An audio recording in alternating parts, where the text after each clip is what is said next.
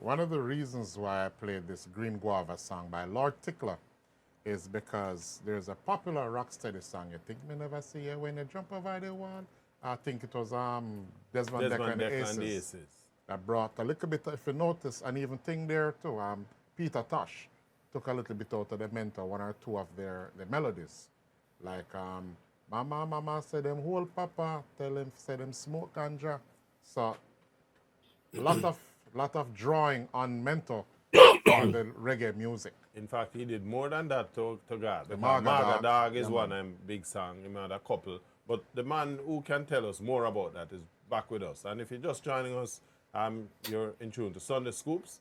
And this Sunday afternoon, we have with us the erstwhile Mr. Colin Smith, director of Tallawah Mento Band and music, what we call him, mentor musician extraordinaire. Colin, Yes, sir. over to you. Okay. You wanted to know a little bit about Tallawah Mento Band. There you go. Yes, sir. Let's hear Um, about that. I had no thoughts of forming a mentor band or anything when I moved to Florida. I always knew that I wanted to continue playing music, but Tallawah Mento Band was a series of, should I say, maybe accidents or We I call don't it know. serendipity. Yes, I was invited to join a folk group. Folks heard that a Jamaican folk singer was now in Florida, and they had a folk group here, and wanted me to join up with them, and I resisted it for a while. Eventually, I went and I joined them. It's the Jamaican Folk Review, which incidentally was formed by Mrs. Denoma Darby back some 25 or more, or 30 odd years ago. And she now retired. And it turns out that I am now the director of that group as well. But so No matter where you we hide, the were music find you. we were Find you. rehearsing one night, and one of the members of the folk review had just come back from Jamaica with a Roomba box and said, "Look what I bought in Jamaica." I says, "Oh, Roomba box." So I said, "Play something on it." He said, "I can't play it. I just like it, and I bought it." So there was one other member of the group who was Errol Smith, and he was a drummer for the folk review.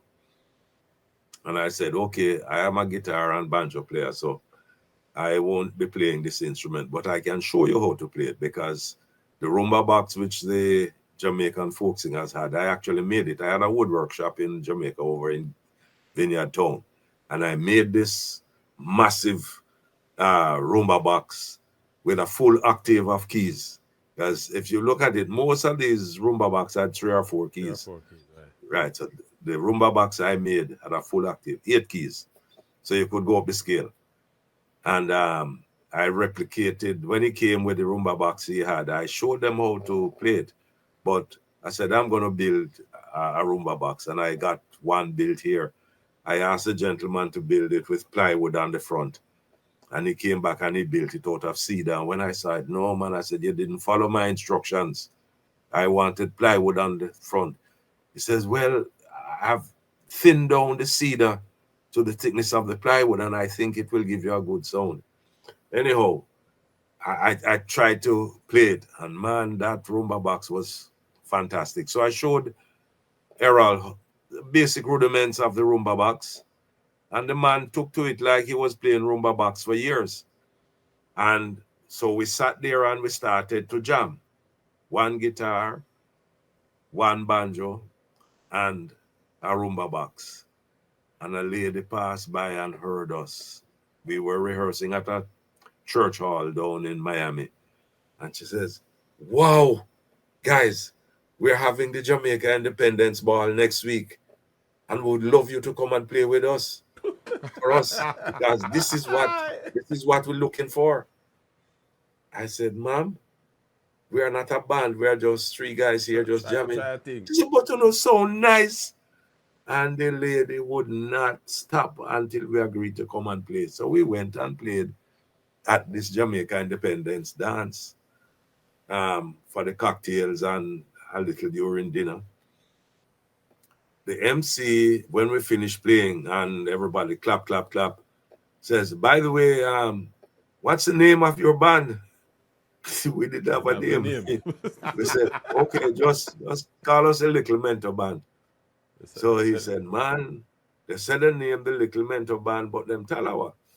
All right. That was But it. we continued for about 4 years. We then had a fourth person join us to play in percussions, maracas. And we started to have some engagements, people liking it. By about into the fourth year, I said, guys, we got to take this thing serious now because people obviously love this thing. Let us try and do something with it and at least buy some gas for the different places we're going, you know. We were charging peanuts for an event. So we decided to bring in a wind instrument because that is a necessary component of Mento. Because in Mento, and I'll come back to the elements of Mento that you should have. So we got a saxophone player who played with us for a while, and then A bamboo saxophone player.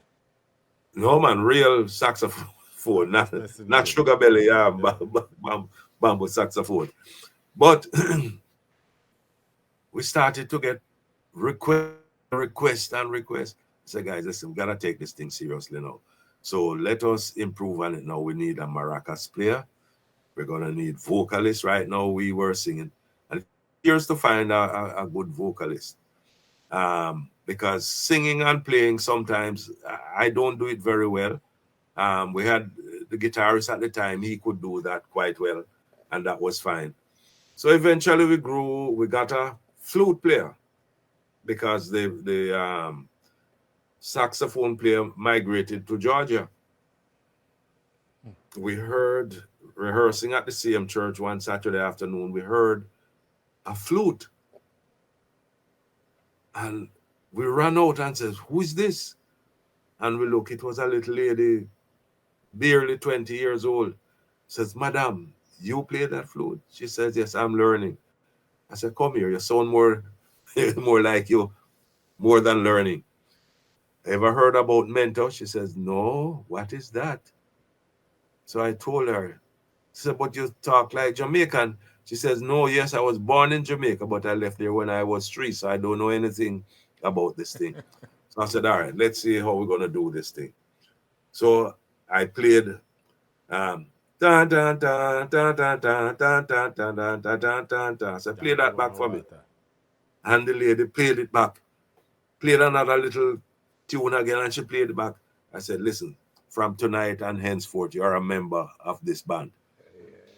So she started to come to rehearsals and we started to teach her the Mento tunes. And by this time now, we got a second guitarist. We're getting 6, 7 players now. We say, "Listen, guys, we can't call ourselves Little Mento Band anymore.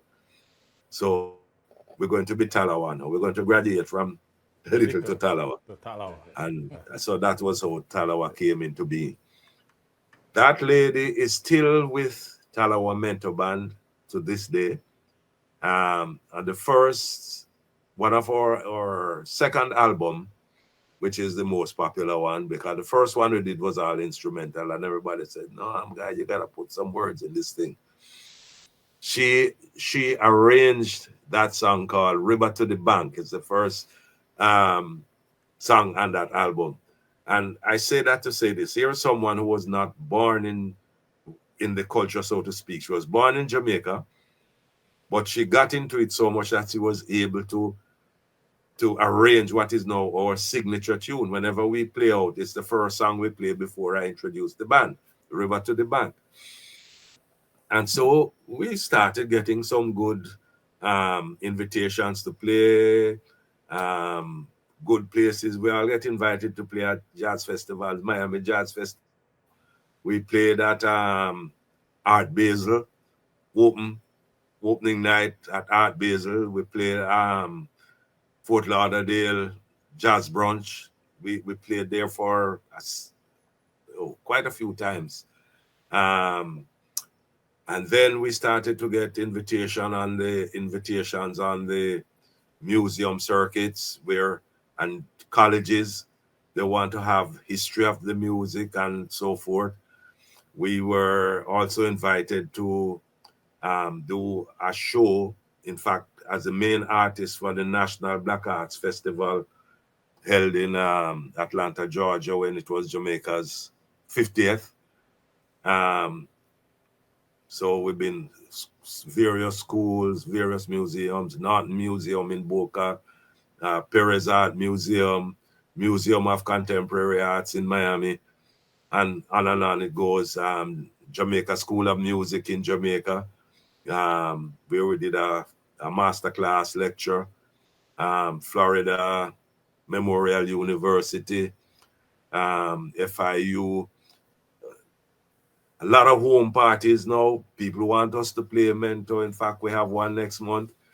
The lady says, my husband loves Mento, and I need you to come and play at the party. He's going to be 65. And these are the things cocktail parties. We get a lot of invitation to play at cocktail parties, cultural events. Our calendar is full. Okay? You sound like you have not just a calendar, your hands full. I want to give the listeners a taste of that song you talk about, River to the Bank. And we want to touch on a couple of River to the Bank. River to the Bank. And we're going to touch on a couple other pieces where we have a fair amount of ground to cover, Colin. And yes. Now that we know we can't do all that in one show. But let's take that piece of music and a couple others, and then we come right back. Hi there. If you enjoyed that clip, go on over to our website at yardmedia.com, where you can watch the entire broadcast at your leisure. And while you're there, why don't you check out our other reggae music features? And before you leave, pick up some of our Jamaican reggae merchandise, and hey, don't forget to tell your friends.